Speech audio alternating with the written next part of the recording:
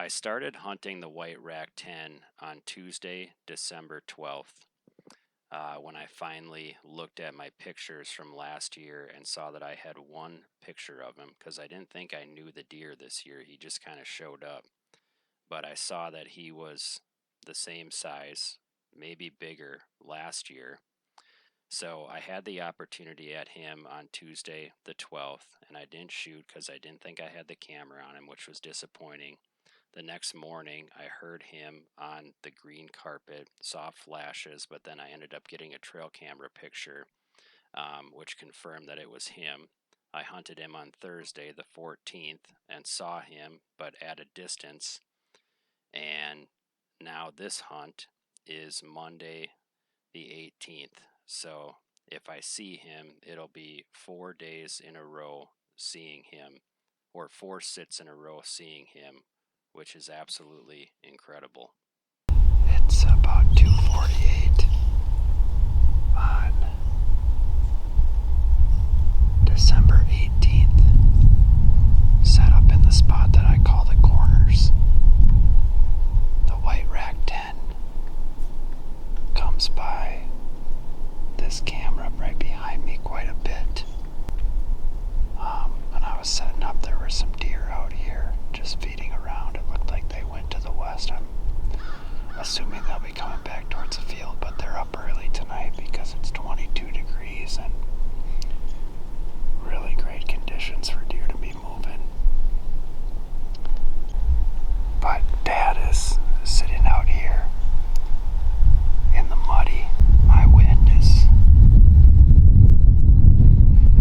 blowing 7-8 miles an hour out of the northwest, but it seems like it's gonna get lower. It's a lot lower than forecasted for the midday part of things, which is really good because the deer don't move too well when the wind is too high.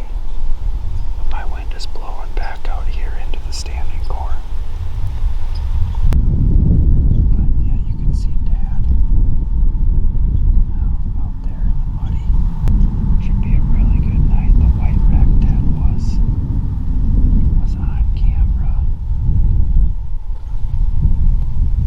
Straight that way in the popple thicket early this morning, 2 or 3 this morning, I can't remember.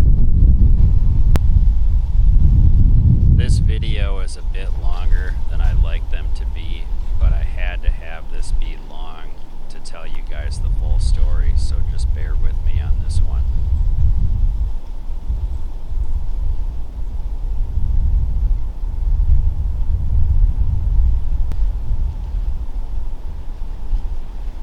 Deer moving from north to south here. They're just feeding down this way, kind of away from me, and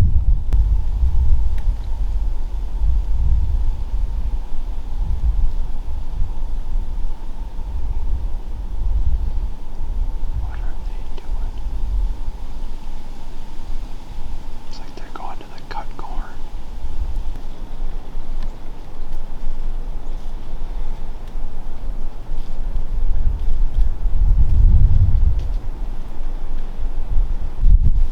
Don't want to do Fawn's closer here. She's really checking things out.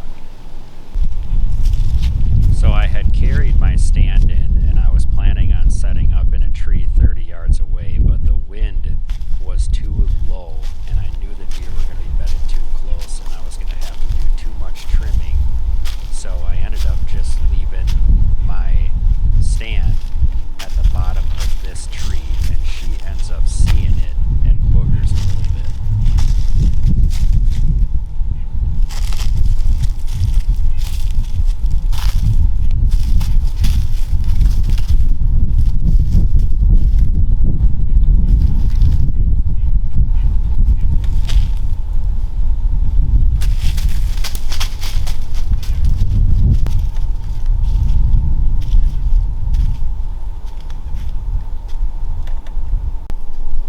I was watching the doe and she had moved a little bit south and I heard some commotion and I look up and there's 3 bucks coming, including this buck, and this buck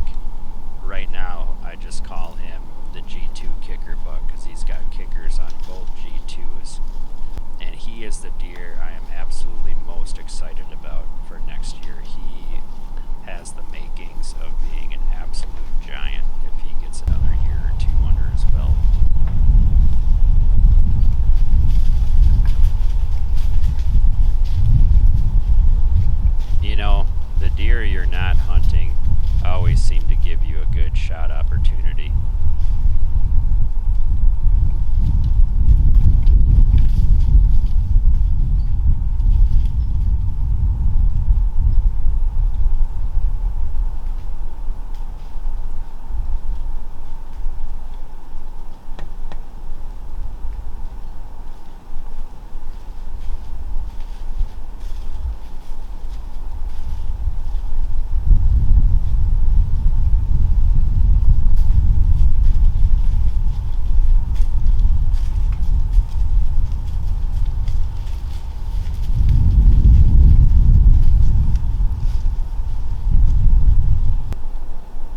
From all the info I had, I was expecting the deer to come on the north side of the tree and enter the standing corn in the field. And I knew that I could potentially get away with it even if they were on the south side, because a lot of times when you have high pressure and now the wind is 5 miles per hour or less, high pressure takes your wind up in the air. And so I knew with the nose jammer and the ozonics, I could be pretty safe and fool most of the deer. But this buck definitely catches a whiff, and it's enough to just turn him around. And him and the other two bucks don't really booger, but they move back a little bit.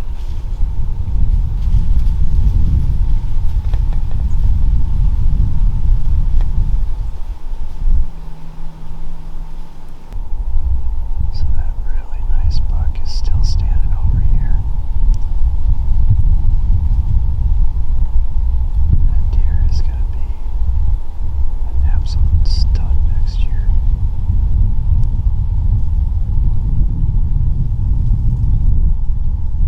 Kickers off at HG2.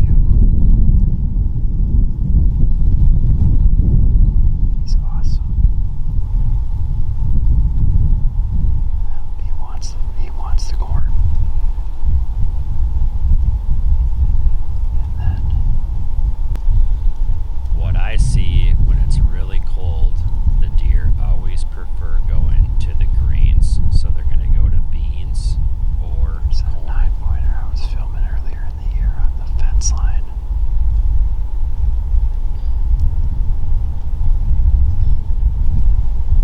He's a nice deer too.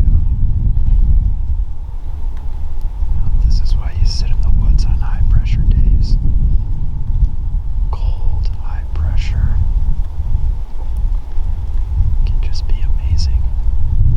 Today was also the last day of the rising red moon, and I've been following the red moon for a few years, and it definitely plays a factor into deer movement. Okay, so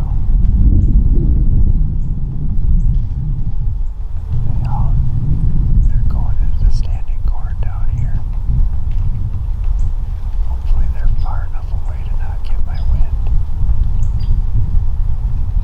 But that's really good, because they all made it out there. I know that white rack 10 is in here. He's just being cautious because he knows he's being hunted. Another doe and buck coming. Man, he's gotta be in here.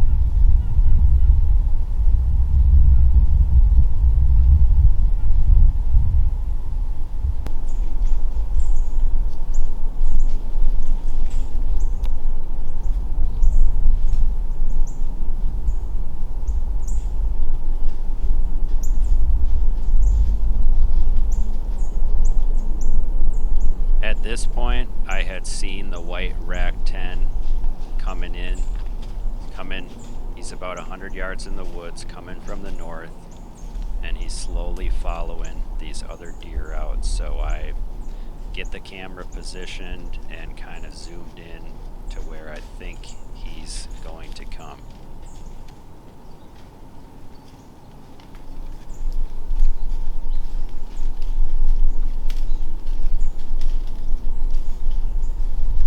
There he is, and at this point, I'm like, are you kidding me?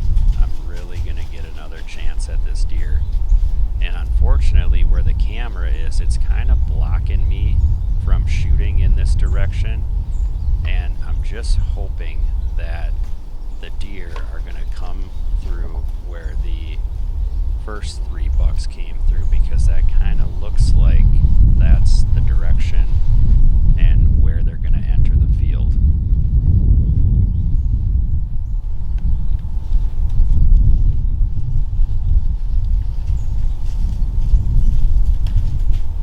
I really wish you guys could actually be there with me, because there are so many other deer around right now, so many eyes, and it's just pins and needles trying to make it happen. I mean, it's just absolutely crazy. Right here was my first shot opportunity, but I thought in my mind it was just a little brushy, and you know, I've played this game before. The last thing I want to do is wound this deer, make a bad shot, or miss him, which is gonna set things into a frenzy even more than they already are.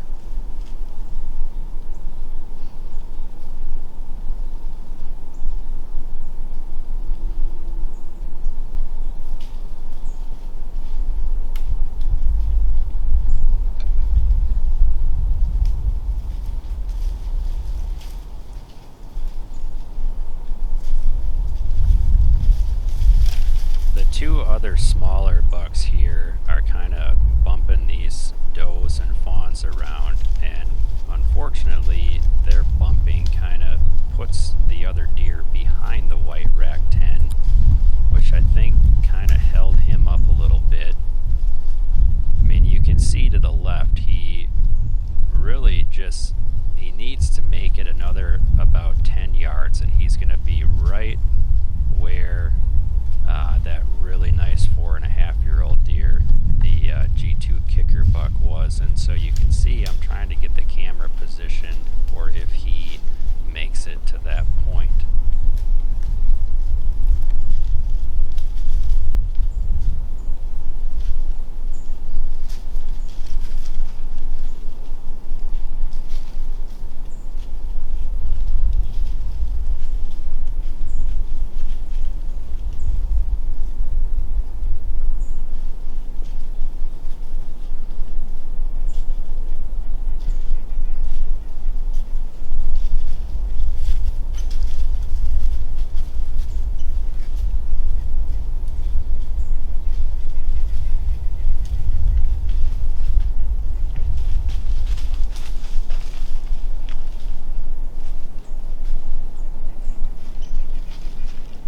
The sixth sense of these animals is incredible to me.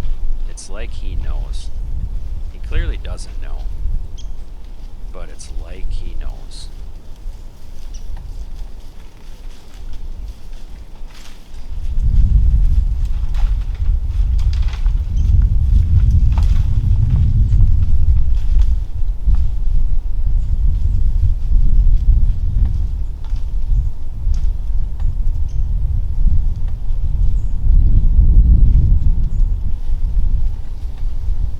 So he turns and he starts moving to the north, and I'm like, okay, this is really good, because my shooting out in front here is great if he makes it a little bit further and decides to keep coming north.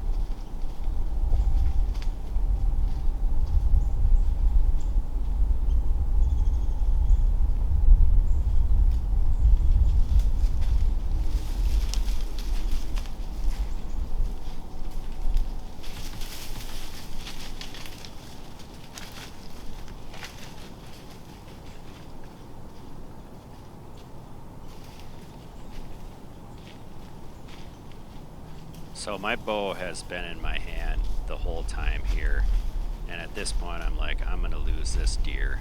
And he gets out to 40 plus, and I didn't have a good range on where he's going to go through here, so I was a little hesitant. But I was ready to try it anyway if the opportunity presented itself. Meow.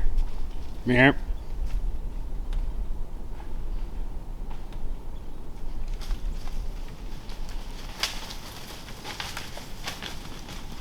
So they were edgy, clearly, and you know, when one of them starts to run in that situation, they all kind of booger each other, and they really, you saw them run as far as they went.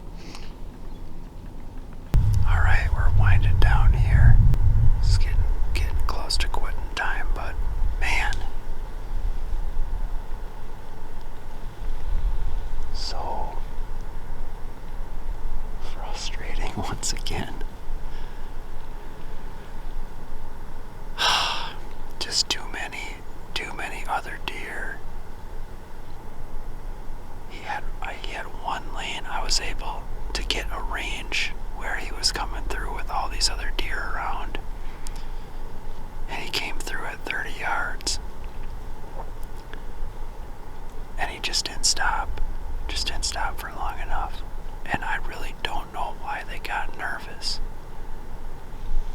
They should not have gotten nervous, but they did, and it just didn't work out tonight. So, man,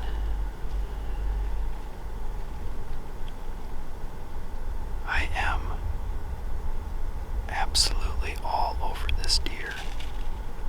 I see him every time I go hunting. It's crazy. Just haven't been able to get it done, so, you know, I'm still optimistic. Just gonna have to give him more time now. I don't think they didn't really know what happened when I tried to do the really light grunt just to stop him for that final shot opportunity. But they went back.